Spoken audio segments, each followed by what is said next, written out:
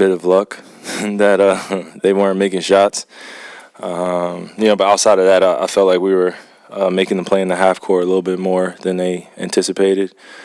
It's a great one-on-one individual team. I think they know that in that locker room.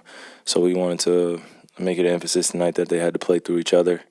And they're a new group, so we just wanted to take advantage of some of their mistakes in transition and make the game easier on ourselves and get out in transition and not necessarily call a bunch of plays, but just be in the right positions out there offensively to take advantage of their defensive mistakes.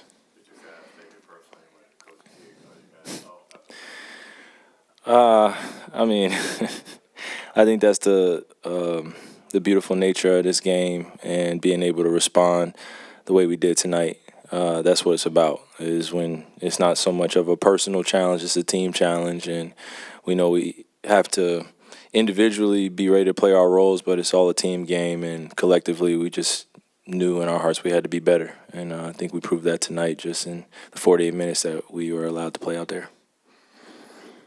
Was that the best offensive performance, or maybe even like the most connected in terms of passing and just the way that you guys flowed out there? We made shots, so it looked a little better than other games, but I felt like for the majority of our games this season, we've been moving the ball well and trusting each other, and a few of my shots went down today that were timely, and felt good to just have that rhythm stay the same throughout the rest of the game as we started in the first quarter when we were down by 3, and then after that we went on a crazy run, so yeah. Is it difficult to not view results through the ebb and flow of shot making, something that, you just said there is a randomness to it? Yeah. Sport of basketball, man. They could. Challenge, you're not getting too high with the win, you're not getting too low with a big loss. And just being realistic with where we are in the season. It's still early. It's nothing to truly slap ourselves on the back about or celebrate right now. We just got to be mature about it. We have a stretch coming up that's going to be somewhat difficult just mentally, and we know that we have to do the little things that we didn't do the other night against Toronto in order to make sure that this trip goes well. So we don't want to harp on the past, but we know we have to still continue to get better. So I think that's the beauty of this, is just knowing what we have in front of us. It's a challenge, and just going with what we know, and that's playing hard and being able to follow the game plan and be mature about how we go about walking through and going through team concepts and just talking through those things that could potentially come up in the game. In a way, do you guys going into the game, do you think about the in-season tournament because you can't get the Lakers with 2 losses? Yeah, no, you have no choice. To be honest with you, this is probably my lack of awareness showing right now, but even that shoot around, I didn't even know it was an in-season tournament game, just because I was so used to seeing the court be split in 3, and kind of the excitement. I mean, it was just, I didn't feel it this rising, but coming into game time tonight, it did feel like an in-season tournament game, and it meant something, and you can tell that the Clippers knew what was at stake. We knew what was at stake. It just felt good to get this win and put ourselves in better position to go to Houston, or when Houston comes here, and then also when we play in New Orleans. So I'm excited about those challenges, and I think that's probably what the NBA wants, is just us to be locked into what that tournament means for us personally and as a team, and then going out and executing. Lucas scoring just under 3 times as many catch-and-shoot points per game this season compared to last season. Mm-hmm. You mentioned that's an area he focused on in the offseason. What have you seen from him in that area so far? He's just seamlessly playing that role, just being able to catch and shoot, stop in transition. The pace is amazing when we can flatten the defense, and then he's trailing the play. He doesn't have to move as fast, and he just comes in right in rhythm, or I'm coming right in rhythm, and the ball finds the open shooter most possessions.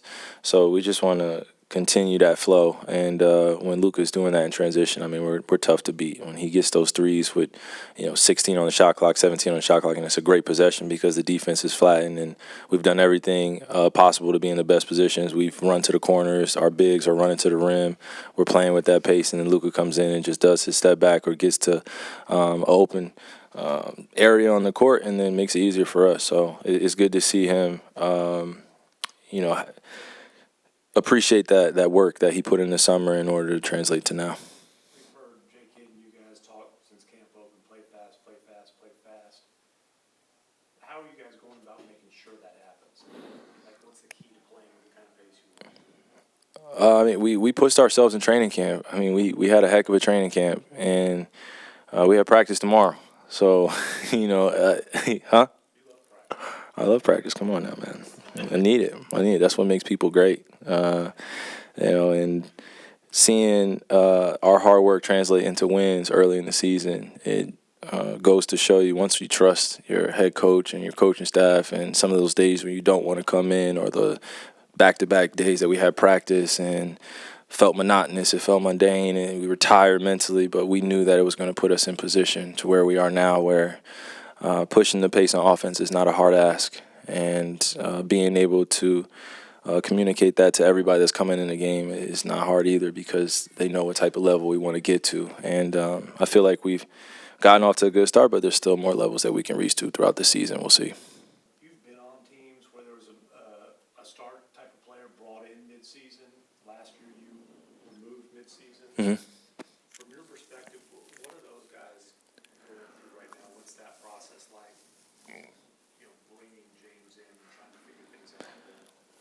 Oh man, they're going through what all of us humans go through, is just adjustment periods to playing with other great players and playing with other great thinkers out there. And they're all students of the game. I think they appreciate the talent they do have, but it's going to take them a few more games to figure out spacing, to figure out when is the time to push. Individually, they're incredible. I think we can all echo that sentiment, but when you're playing a team game, it's only one basketball out there, and to find some offensive continuity takes time, and then to find that defensive identity roles, it could be frustrating. And out there, I didn't feel the frustration from them, but I can tell that there was just a where do I go type of emotion, and I'm sure we won't see that when we see them in LA as much, but right now they're just going through those ups and downs in the public forum, where they are getting criticized for not winning games, even though they're as great as anyone in the league statistically and individually. So collectively, I know that they'll be better, but right now they're trying to find their way, which wish them well. But I'm glad they didn't figure it out tonight against us. We didn't want that. It could have been one of those games that they go on a crazy streak because they figure something out. So looking forward to seeing them again soon. One of those teams that you just light them up every time you see them. Like just light up the Clippers. I got some pretty good career averages against some teams. Yeah, that you feel confident against, and going in, you just know the head coach well. The team that's going to be on the floor, and they've had pretty much the same offensive defensive flow. Mm-hmm. So you made 5 threes tonight. You're 8 of 16 in your last 2 games. Was there anything in particular that you adjusted in terms of your approach or anything of that nature? Just getting my right elbow pointed. I talked to my dad a few days ago, and he just always loves to remind me to keep my right elbow pointed. That's something that Kobe used to tell me as well, just as a reminder, and then just take my time, get my feet underneath me. There were some times where I wasn't landing on balance, and it's little things that probably the common fan wouldn't see, but those that appreciate hoop culture and appreciate my game can see some of the nuances of where my rhythm was a little off. And sometimes it could be the guy hand just staying on the ball a little bit more, or floating left or floating right. Being a great shooter in this league is all about self-confidence, all about the work and the time that you put in. So I'm staying consistent there, and that's where I want to feel good, and just trusting that my teammates will continue to find me, and I'll knock down the shots when my time is called. All right, thanks. Primo, dynamic duo, dynamic duo.